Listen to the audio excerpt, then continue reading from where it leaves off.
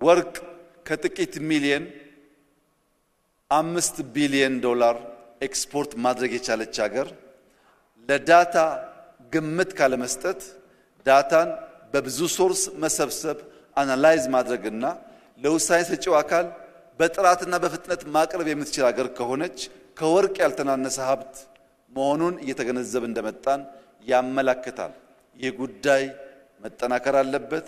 ይህ ጉዳይ የሁላችን ትኩረት የሚሻ ጉዳይ መሆን አለበት። ይህ ጉዳይ ይሁነን ብለን የምንገነዘበው የምንመራው መሆን አለበት።